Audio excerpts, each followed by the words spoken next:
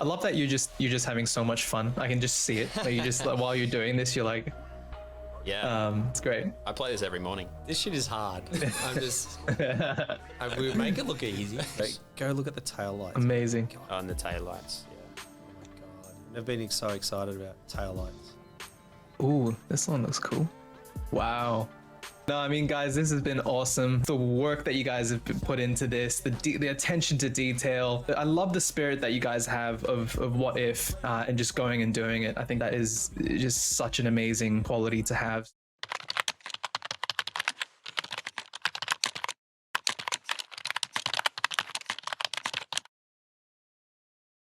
Hey, Arran, Billy, how's it going?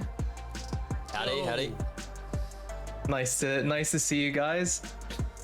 Look, I'm dying to get a peek behind the curtains and see what you guys have been working on.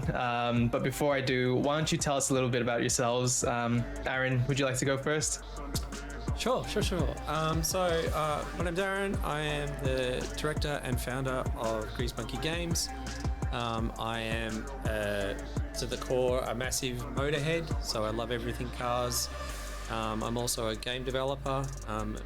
Grease Monkey Games started 10 years ago. And basically, yeah, we've been making our own IP since we started. We did some service work at the start and yeah, built it all the way up to what you see now, what you're going to see some of today. Prior to Grease Monkey Games, I used to do visual effects, and I come from very much a visual effects background. And I used to do commercials, a little bit of film, but nothing to claim of any value. But yeah, so I like really high quality visuals, and hopefully that comes through in what you guys see. Awesome. Thanks for that, Billy. Yeah, my name is Billy. I'm the COO here at Grease Monkey Games. Been around just over 8 years. Back in the day when the company was called League of Monkeys. I've kind of in that time worn all the different various hats that you do when you're in an indie game studio and kind of building products. A lot has changed since then. I think Aaron's nodding. A lot has changed. Maybe 4 or 5 people, and now 60 plus. So yeah, it's great. We get to make kick-ass games, but I kind of primarily focus on the product and kind of the structure of the company, making sure that we can make a successful product and get it out and get it to people to see. What else? Big car head as well. My dad was a diesel mechanic in the army, so I spent my childhood kind of in the country pulling apart cars.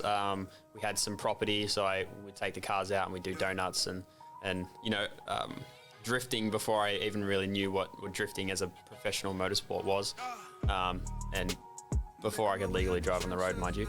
But we'll keep that quiet.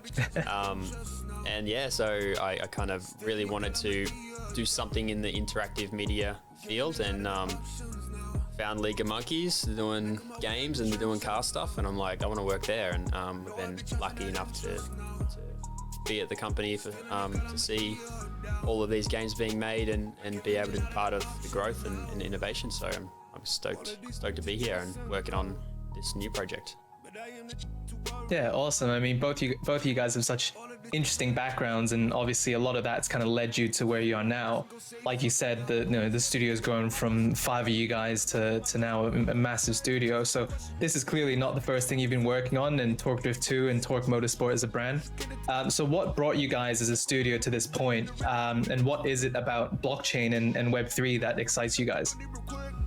Can we separate those questions a little bit? Okay, yeah. So what brought us to this point? I don't know. I think we, from the very start, I never really thought it would get this big. So we're pushing 70 staff now, and we'll probably grow a little bit more than that. Maybe we might top out at 100 over the next year or two. It's all dependent on success and how we move forward. But no, I never really expected it to be like this. I always pictured a smaller studio. That was like the early days, we started at 5, and at the point when we got acquired by Animoca, we're about 25. and in that year and a half, we've actually hit 70. So it's it's happened fast. 10 years has gone like in blink of an eye, and but it's been fun. Like we kind of, as a Animoca is our first investment company, so like our first any kind of outsource investment. Everything else was bootstrapped. We just built it up from scratch, and any money we got, we just hired more people and just kind of grew like that. Something that I'm like crazy proud of, and I also kind of like the way we make games too. So we try and sign a lot of deals, and we have drift cars ourselves. Like if you go literally walk out that door, you can see some of our drift cars that we have in the studio, and just trying to kind of tie it all together. Like it's kind of fun making games, it's fun drifting, and it's just let's meet these worlds together. It kind of started like as Arran mentioned, his background and kind of history working in film and TV. Decided to co-found League of Monkeys, and pulling over a bunch of that client base, working with large automotive companies like Nissan. Do any work with Toyota? No, we did Nissan, Honda, and there was some Mazda work as well. Yeah, so the Honda, I remember at the LA Auto Show, we did the VR kind of, we had these giant modeled helmets, and you put your head in, and there were VR goggles in there, and you played with a controller. So it's like it was kind of funny looking, but it was awesome. Yeah. Maybe we can run some B-roll on that, but it's cool. Yeah. And at the same time, they were working on Talk Burnout as kind of like a side project. And when that finally came out, the idea was that it would be a crazy success, and we'd be able to stop doing the service work and focus on building our own IP. And luckily enough, or everything worked out, and it was a success, especially in Australia, where like burnouts are really big, and it kind of amassed a cult following there. It was kind of like the first game of its kind, and allowed the company to step away from service work and just focus on making niche motorsport games. And that's kind of how it all started. And then after we were kind of, the Talk Burnout had been out for a few years, and as a games company, you've always got to be looking to that next product. And Arran was, Arran, you want to talk about how you picked drifting?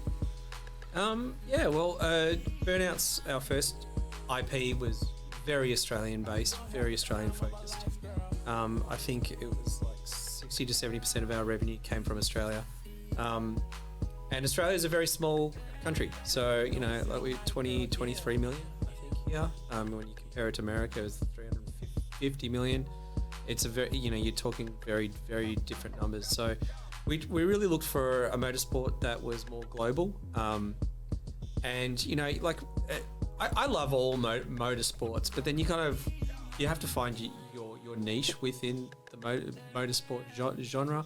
And drifting, there are lots of drifting games out there, but we really kind of tried to embrace it and sign some really amazing deals, and make something actually unique to the industry.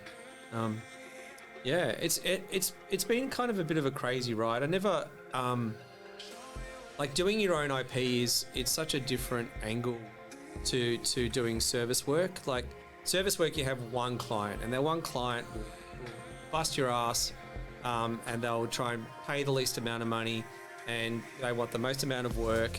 And then when the work's done, they're like, see you later. They don't care what you're doing next, and you have to try and align the next job, which also involves chasing money from the previous job.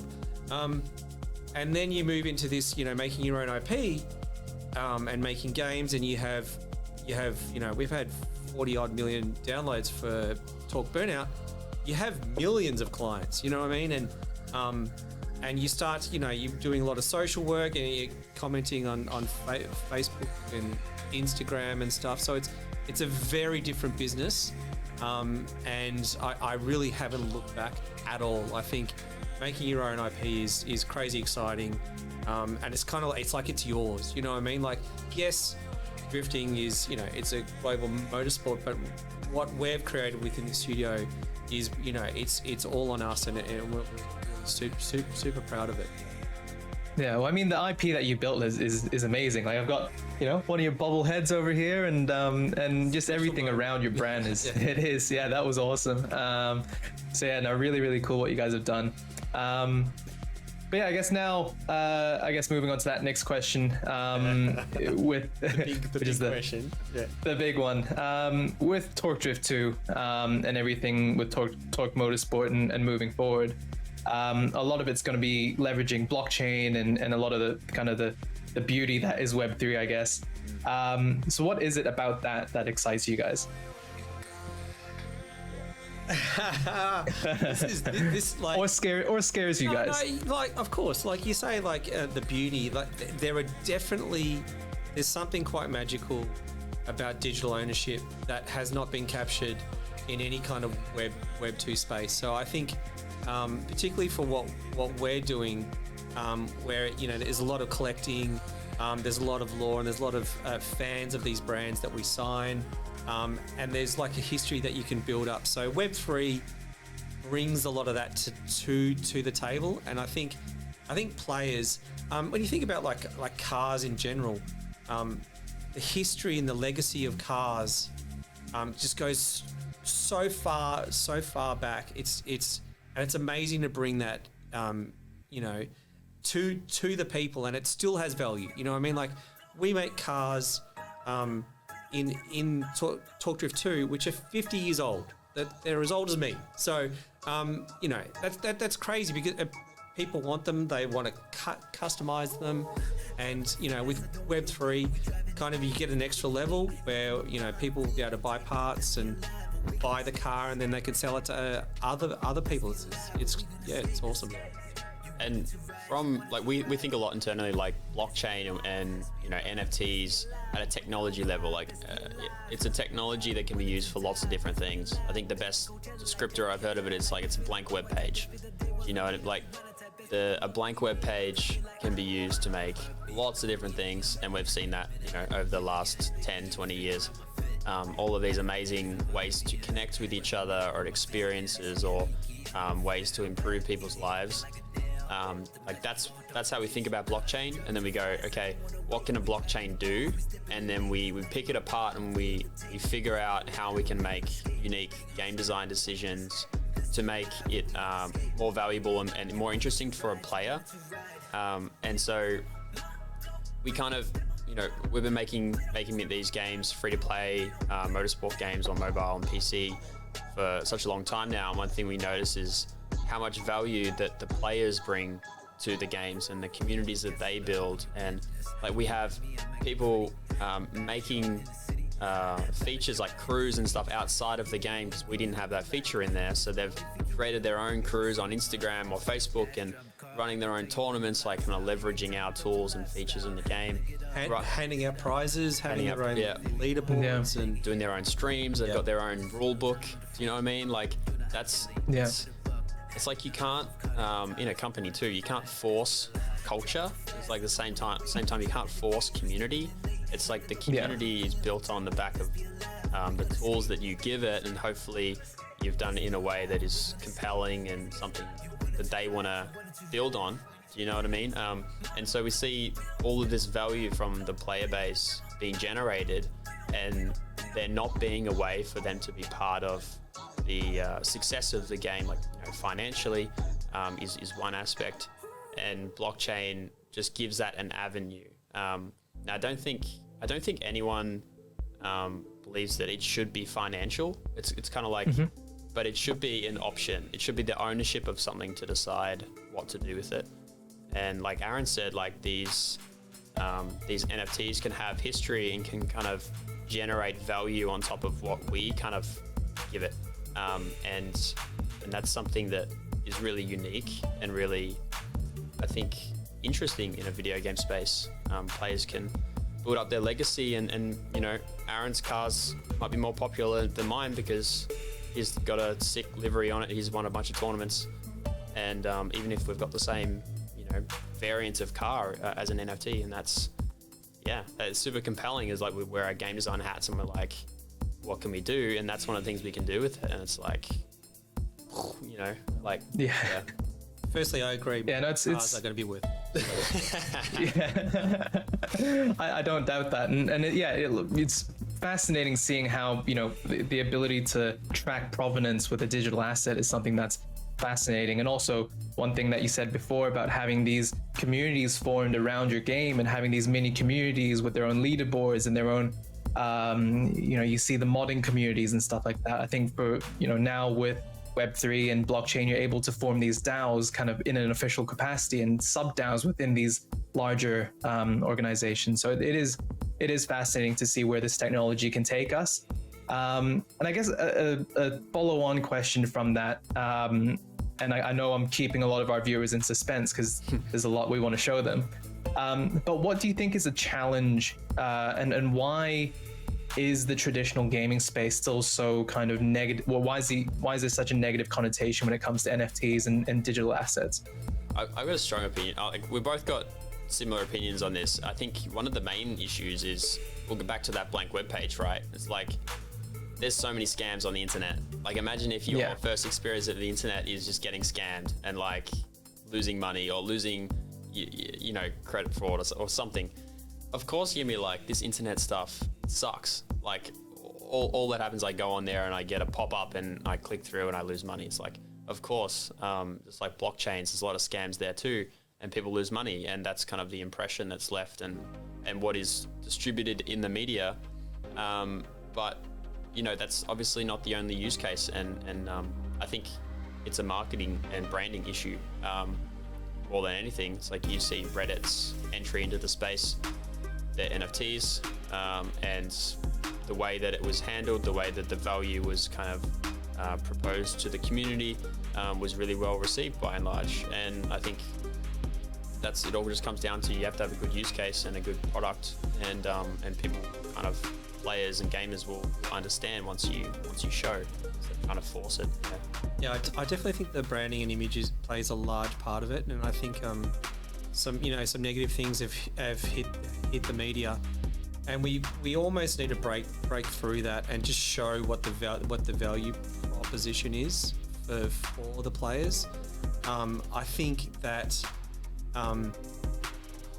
it's quite even though it's been around for like 8 years, 10 years or whatever, that it's still quite a young tech, and I find like the more we work with other developers and companies, that we're still, even to this day, exploring what's even possible. Like it's the concept around digital ownership, and then what it opens up is quite limitless, and I feel that we haven't even touched the surface. And I also think that the infrastructures around a lot of the gaming experiences, once they kind of smooth out the onboarding process and make it, standardize it and whatever, then it just becomes a million times easier for the user. Like Apple and Google could quite simply make it part of their sign-up process, and then all of a sudden they've got millions of users using it without even knowing, and they could have some digital ownership assets. So it's really the what's going to happen. There's going to be early adopters of this tech, and then eventually the bigger players will come around, and it's definitely happening. God, my stuttering comes out in some streams. I don't know what it is. Maybe I'm nervous, Matt. Matt's intimidating. I'm staring at Matt's massive head. I'm just like, I'm sorry. I'll sit for the back. You just say as well, Matt, like the other difficult thing using a new technology is, well, especially when it involves money, is the regulation. And I think just in the past few days even, these things are coming out. We're finally getting clarity, and we're able to navigate as a business. Like, everyone wants to do the right thing. It's like, just tell us what the right thing is, and we'll do that. But until then, it makes it tricky trying to make sure that you're doing just to make sure you're doing the right thing, right? So that's one of the other things where you have to be much more involved in that as game devs. For sure. But hey, you guys are here to lead the way, and that's very exciting. And at the time of recording this, Google have actually come out and launched a new feature and opening things up a lot more through the Google Play Store and stuff. So that's very exciting to see. And hopefully that that is or takes us in the direction of solving the onboarding issue. So final question before we jump into the really cool stuff. Obviously, with Torque Motorsport, part of Animoca Brands, part of the REVV Motorsport family, there's the question of adopting all the NFTs, interoperability, and there's also utilizing a digital currency like the REVV token. Kind of what are the challenges you faced in transitioning from a quote unquote traditional AAA game to one that utilizes all of these? What's the technical challenges that you guys have faced? I think, well, at least initially, like last year, right? Good luck finding a talented Solidity developer who can join the team and resourcing and finding in a booming industry like a bull market, finding people who can join a company long term. That was hard. We managed to do it somehow and find some really, really talented people who were just kicking goals, and that's probably one of the main ones earlier on. And probably just some of the other things we're talking about, just trying to understand what is. It's like there's no path, right, Matt? It's like you can kind of reference a lot of other games, like when you're doing like quote unquote Web 2 games, about what's possible and kind of deviate there to make something original and unique. Web 2 or Web 3, you can do that, but it's often like postmortems of like stuff that just hasn't worked, or like stuff that's just like absolute dumpster fire. It's very hard to find examples of stuff that has actually worked and is continuing to work. There are obviously some, which is good. But yeah, I mean, let me phrase that slightly. Let me phrase that slightly differently. In terms of having something like the REVV token, what do you think having a motorsport ecosystem with all the hosts of games and having a central digital currency or in-game currency, if you will, what do you think that having that, what kind of benefits does that bring to an ecosystem? So I think there's been a lot of talk about interoperability, and there are a lot of things that have to happen for that to be viable. Like when you talk to us as game devs, where like works in theory, how do my 3D assets and textures convert from Unreal to Unity? How does that work? How does it look? What if the assets are branded? How does the licensing convert?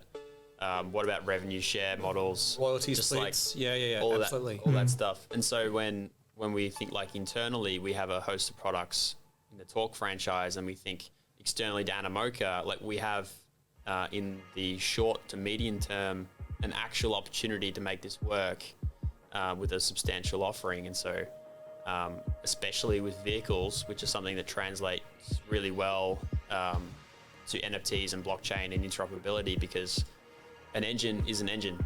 You look at the real life, you're like, what's the horsepower? What's the torque? What's it made of? Does it have a turbo? How much does it weigh? Yeah.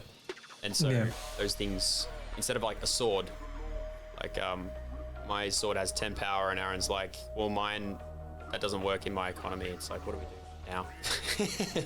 So furthermore to your point, Matt, it's like, you're asking how can, one economy stretch across multiple games and titles. I think the concept, like, I love the concept. It opens it up. It's like, imagine you built a car up in one game, it has all this history, and then this other game pops up and you can put it in that. Do you know what I mean? And people who are playing both can go, oh, I saw that, I know that person. I think, like, as a story, it's really powerful stuff. Now, whether that turns up or not is that's our job. Do you know what I mean? Like we have to take all this talk and unintended, and actually make it happen. And I think that's the biggest barrier is everyone in this space, yourself included, Matt, and everyone that I meet at Amoka, they all talk utility, and then that next step is quite a big step. Do you know what I mean? Yeah. Actually doing it and getting it. So to give you a really good example, so we were in Unity and we moved over to Unreal, and then like our sister company at Eden still uses Unity. They do some amazing stuff, and we're doing stuff in Unreal, and all these assets, like you can think the NFT absolutely can have utility. It can unlock items, but from a game developer angle, we have to create the assets to work in both experiences. You still need to build it, right? Yeah. Yes, you still have to build it, and you still have to unlock something. Do you know what I mean? And when you make these high quality games, it takes time, effort, investment to make that happen. Now, so the question you'd have is, for the other company, why would they do it to unlock our NFTs? And what's in it for them? And then you talk about like Rev, and then so the ecosystem benefits, and that to me is kind of exciting. But then that ecosystem requires investment and nurturing and time, and so it's really kind of an interesting concept and initiative, and we're just doing everything we can to make it happen. Like I would love your viewers to kind of think about us and what it actually means for us to do this stuff, and hopefully show us some love in the development process, because it's quite tricky. But that's not all we're here to see, is it? There's something else we want to show today. Yes. And so that's what we're all here for. Guys, I'll let you take it away. Cool. Yeah, so maybe Aaron, we're making the game, I guess, a bit different than we have in the past. So we make live ops games. That's kind of our bread and butter. We work, a year and a half, 2 years, create it, release it, and then update continuously with features based on the community. We've been, building communities around our games for over 10 years now. And so this game, we're releasing it, and areas are unlocked over time, basically increasing the utility of your NFTs and unlocking more gameplay based on everybody's feedback in Discord and other social channels. So we're building it alongside other players. There's multiple reasons for that, but one of them is that we want to build a game that people actually want. We don't want to work on such a large game for 3 years and work out that no one liked the features that we worked on and they actually wanted XYZ. If we were developers worth our salt, we'd have a fair idea of that already. But it's the nuance that really makes the game special, and we want to build that alongside the community. And that starts with this garage preview, which has a kind of set of features that will be expanded on. So let's jump in. This is the landing screen, which you'll actually see in the trailer, the new trailer that's coming up.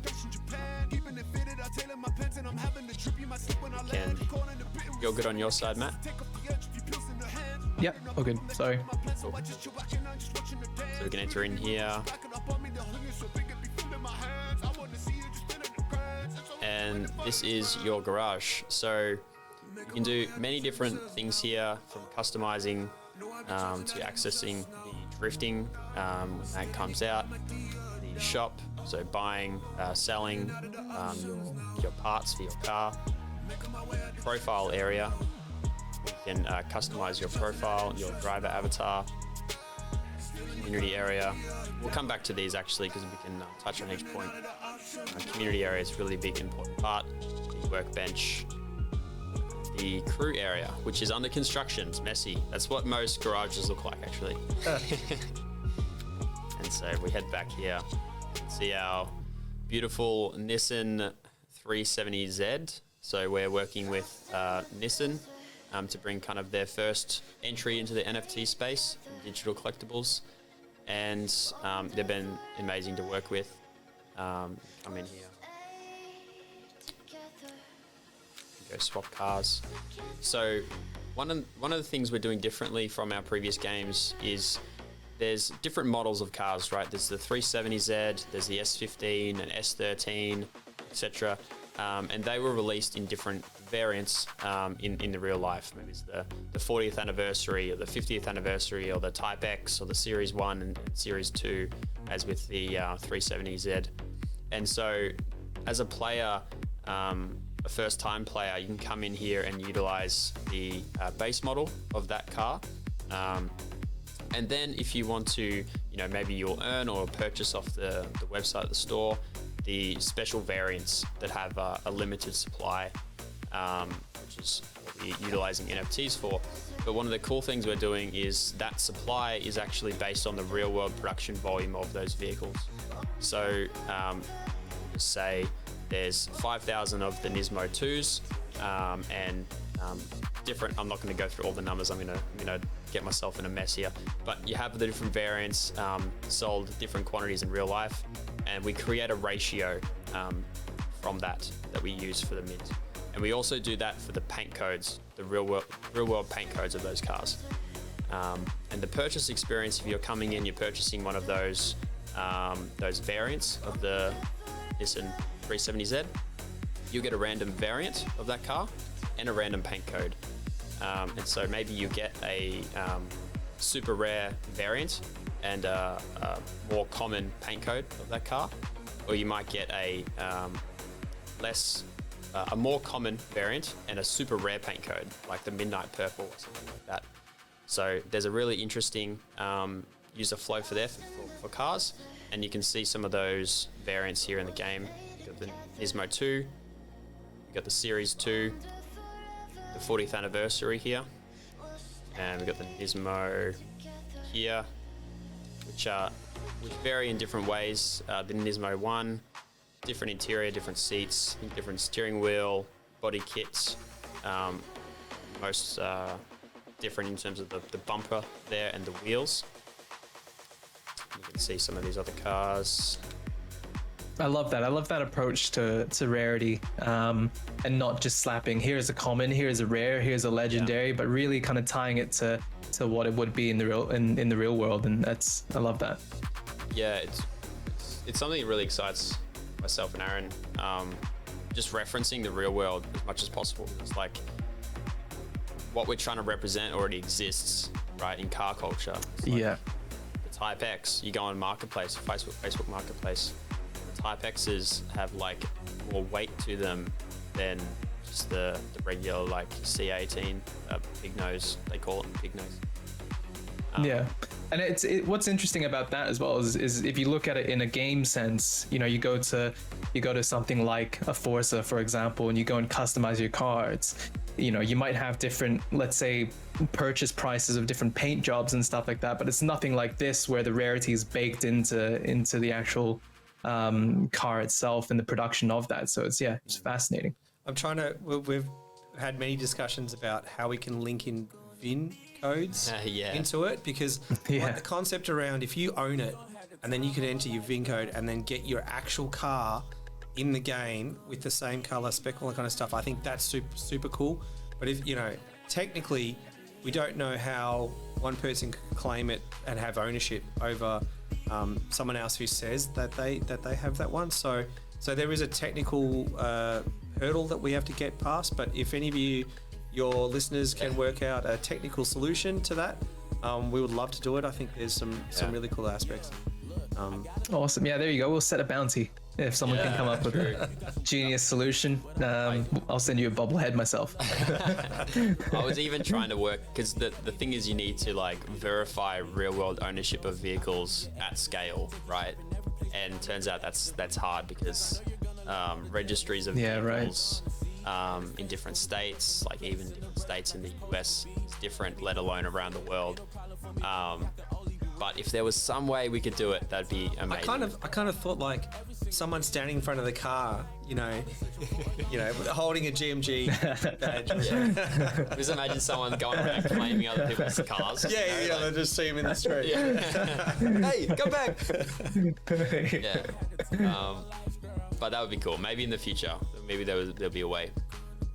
But we can come in here and, as we've kind of mentioned, customization, big part of the car culture in general, but also drifting and the game.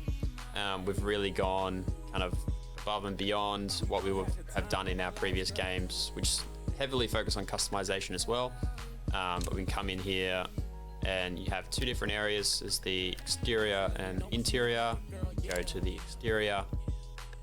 And all of these different areas of the car here are completely customizable, from real world branded parts, from straps, tow hooks, splitters, canards, headlights, fenders, front wheels, side skirts, etc, etc. We go down here to the diffuser, exhaust tips, bumpers, wings. There's even some roof customization, which we might explore in the future. So we can come in here, and if we go to side mirrors as well, the wheels, you can kind of dig into here. You go tires, alloys, lug nuts, calipers, discs.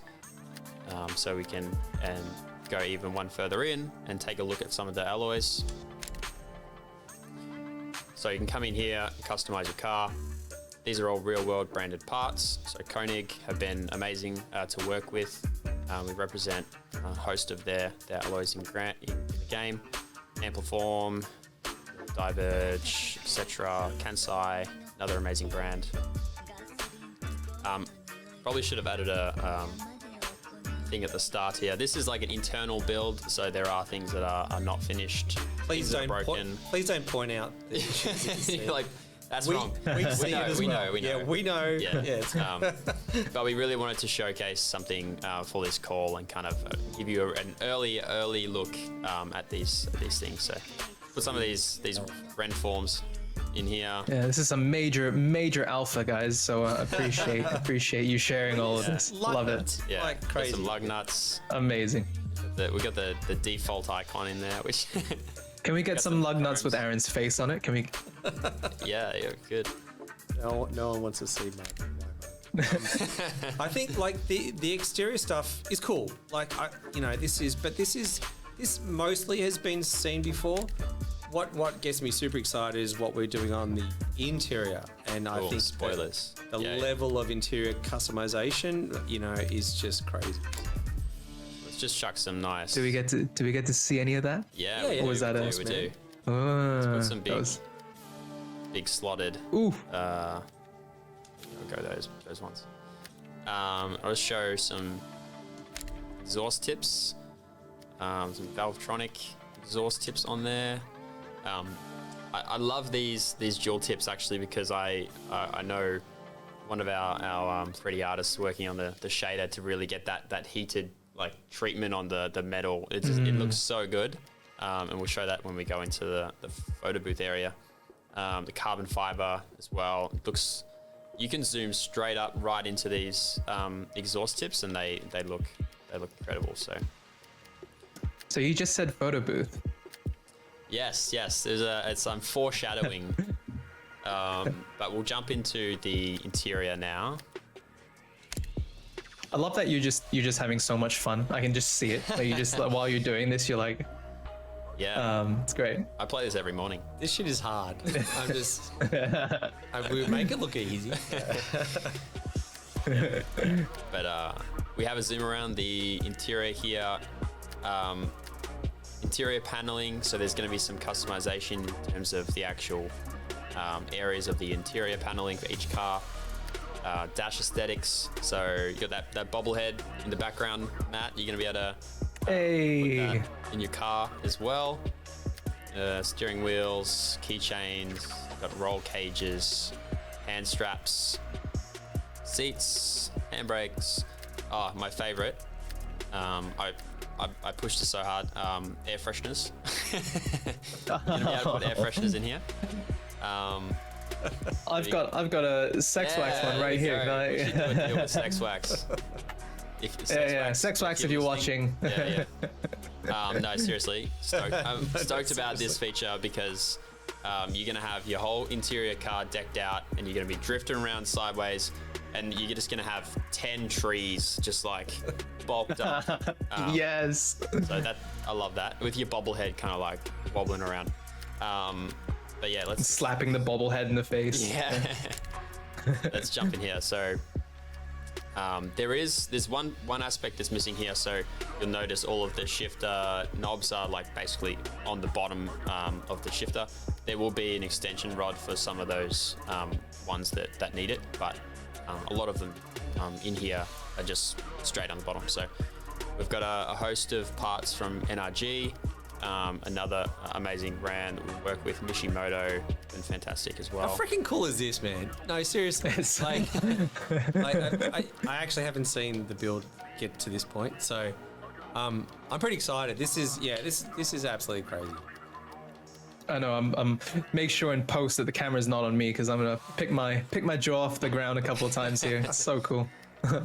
Yeah. So it's and all of these parts are real. Do you know what I mean? So we sign real brands, and you can actually go to the shop, which we make an online store. Yeah, talk about that. You can buy these parts. Yeah. So as part of the deals that we sign, we also are going to have the ability to sell parts in real life. So you might buy the NFT of Kansai wheel or Koenig wheel. And you could go straight to the store and you could get a discount on that on that wheel. So yeah, we're trying to interweave the two worlds, the virtual and reality, digital and physical worlds of motorsport. Yeah. So as Arran said, you have the NFT, you get a discount on the real part. If you buy the real part, you might get the NFT for free to put in your car. So it's the two different people kind of coming in and enjoying the games. So let's jump in here. Yeah, I love that. I think it's what's clear about all of this is that the amount of thought and love and effort you guys have put into this, and just to think, even the thinking around the physical and digital. I mean, that's something that you see so many discussions going on in the space about. Wouldn't it be amazing if? But you guys are really making it possible. So that's something that's awesome to see, and I'm sure when the viewers actually, and when the communities start to, clock onto this, I think that's something that they're gonna really love. It's funny you say that, Matt, because it's like internally we're like, what if? And then we're just like, we can actually do that, so let's just do that. So it's nice to be in a position where we've built up these connections with these people, and we have the tools, the resources, the talent upstairs. We're sitting on the first floor of a multi-story building, and we're able to do this stuff. So it's really cool. Let's put this one on because I like that. Go down to. Alright, go some seats. I don't think I've seen any game with seat customization. Generally because you're in the driver's seat, so you don't see it. But we really want to kind of go all out on that because we've signed like NRG, make some amazing seats, and their sister company is Prisma. I'm trying to get some of the stuff on our drift cars. So. Yeah. So let's put these on because they're kind of nice. I love that, and the thing you guys teased as well with the photo booth, I think that will really come into play with that, right? Yeah, definitely. I'm gonna put. There's a test roll cage we've got in here. It's not a final mesh or anything, but it looks sick. So I'm gonna put it on. Okay. It intersects. Yeah, I'm gonna put it on because it's just a little teaser. So. Straight into the air. That's what they do apparently. That actually goes. All right, so yeah, you customize your car in here, and we're able to head into the photo booth. Ooh, different feature. So this area is an area where it really shows off your car and everything you've done to customize it. We can head into a drone here. in these different environments and take an up close look at our beauty. Amazing. So where are we now? Where is this This is environment? we've called Drift School. We imagine there will be, a playable environment, driving to actually learn to drift on an environment like this. We can zoom in here, take a look at those exhausts. Oh. Ooh, Ben L will be happy showcasing those. Go look at the tail lights. amazing. On the tail lights, yeah. Oh my god. I've never been so excited about tail lights. Yeah, it's funny, like tail lights Wow. are hard, and we probably the most realistic taillights we've done in, well, they are in any of our games. That's and incredible. Roll cage, look how sick that looks on the right. We'll forget that it goes into the event. Yeah. So you can come in here and check out what we did before in the garage. Got our shifter there. We got our seats. We got our steering wheel, and we can come back here, zoom out, take some sweet screenshots. And go to a few other different scenes. Ooh, this one looks cool. Wow. That's amazing. This is like nighttime, like Neo.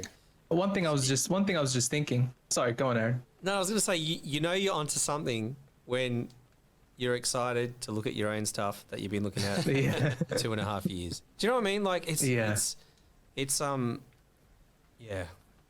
kind of weird. You can get talk about Unreal Engine if you, Aaron.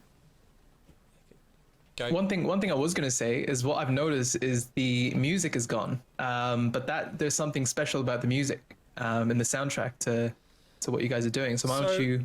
Yeah, we work with a company called Samplify. They're local to us, and they're basically I'm gonna balls this up, but these guys they're like DJs going way back, and they produce music. They make all their music, and it's amazing. Like I sit in their studio, and they put on a track, and I'm like I freak out. I'm like, you made this for us, and it is so good. So you listen to the soundtrack, and it's all been commissioned music and all made from scratch, and they get the vocalists, and they do all the music backing, and it's just crazy. Yeah, it's crazy. Yeah, it's really special. And then we spent a lot of time referencing motorsport culture, I guess, like the music that represents this kind of game, and I think we've really captured it, like a diverse range of music that still feels like it's in this world. And that was really fun to work on that. It's the first kind of album for the game, but there will be more. We can come in here. So where are we now? We're in the Salt Flats. So there's a kind of a festival going on over here, but we just kind of like brought our car over here and take a few shots. And so there's a few of these. If you are a premium keychain holder, you can go to our website, talkmotorsport.io. You can download that, and you can have a play around. So there's lots of stuff that isn't represented here that we are working on and that is coming. So it's kind of exciting. We're releasing bits and pieces, but we've done a lot more than what we're showing. So really excited to be able to get that out to everybody. So it's just some questions around the photo booth. Things like the photos that you take of your car. Let's say you come up with the perfect scene and you think, yes, this is it. What can you do with the photos? Are they going to be NFTs, for example? Because something that I imagine is having. That's a good idea. Having someone that is an incredible, let's say, automotive journalist that comes in and takes some beautiful or sets up these beautiful scenes, creates some amazing photos, and then is able to, let's say, put them in a collection. I think that's something that would be really interesting. Yeah, I mean, definitely is an option. At the moment, so we utilize them for, photography competitions, allow people to share them online. You've got this photo library here. You can come in here and take a look at your shots. There will be more extensive, that's one of my other cars in that one, more extensive photo editing capabilities in engine. I imagine people are going to take it out and edit them in other ways as well, but we'll feature, depth of field, adjustments, adjustments to hue, saturation, exposure. So yeah, that's the photo booth area and the photo library. And there's one other area, you can come in here. There's one really cool feature here that will probably go unnoticed, but that Some might say it's the best feature. some might say it's the best feature. I know one person in the company that I think would agree. It's an active clock. It just changed. changed. That's the actual time. That's the actual time. I just looked down at the time there and I was like, hang on. That's cool. So It just annoyed me when we're in this scene and the clock just didn't animate, and I'm just like, I just complained about it so much. One of the developers did it, yeah, and I was like, congratulations. Yeah, that's well why done. the game's late. But it's a bit like that casino effect, right? If you have a clock that's always stuck on 10 a.m., you'll just have people playing this for days, right? So it's maybe we keep should it have static. left it there. Maybe we should slow down time. Yeah, slow down time. Yeah. But the cool thing is, if you connect your wallet up on the talkmotorsport.io account, you'll be able to come in. It's got the wrong icon, so ignore that.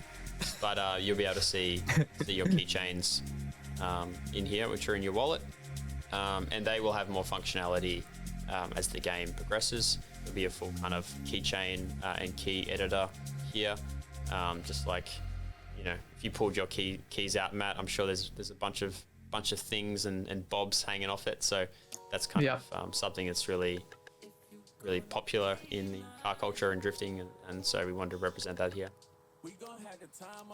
Never fits into my pocket, but hey, fits into your wallet. So there you go. You get all the keychains you want. I mean, there's lots of different areas here that'll be unlocked over time. They're the feature set that is available now, and yeah, a little bit of sneak peek what we're working on. So yeah, stoked to show it off and for everyone watching to be part of the game as it grows and we add features. So That fan should animate. the fan, yeah. It's not plugged in, it's realism.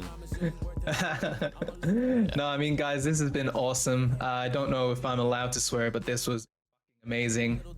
Just the work that you guys have put into this, the attention to detail, and everything. I love the spirit that you guys have of what if and just going and doing it. I think that's something that is just such an amazing quality to have. So before we go, where can our viewers find you guys and get to learn more about what you guys are building?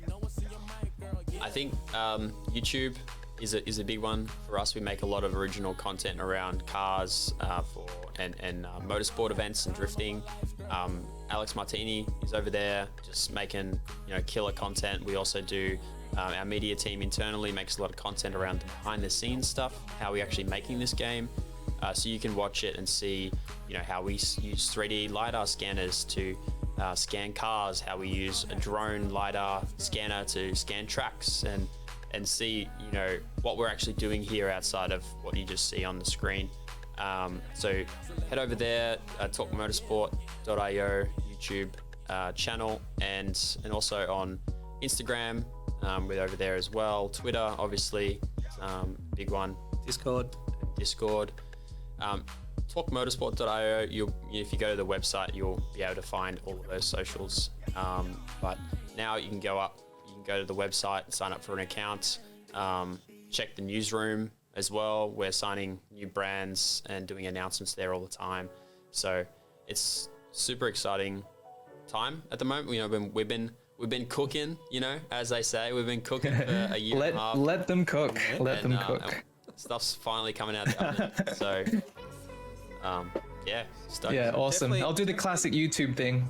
Yeah, go. I was gonna say I'll do the classic YouTube thing and just say that I'm gonna put all the links in the description below, so make Nice. sure you go check that out. But Aaron, what were you gonna say? I was just like to say we're definitely not half-assing this, and we're doing everything we can to make an amazing experience. Web3 does open up a lot of angles of development and design that were not capable before. So yeah, and you can see we're just trying to tie it together, and I think we're definitely headed the right way. Yeah, and I mean, like I said in the intro, what we see here and what you guys have just demoed is something that we haven't seen in the Rev Motorsport ecosystem before, and you guys are just adding such an incredible amount of firepower to it that I think holders of the past and present, as well as future holders coming into the ecosystem, gamers, collectors, and just car enthusiasts are all going to be extremely excited at what they see. I'm extremely excited. I know, for example, garage features is something that I spend a lot of time when playing racing games or car related games is something I spend a lot of time doing. So I'm super excited. Arran, Billy, thank you guys so much for featuring on episode 2 of the Rev Show.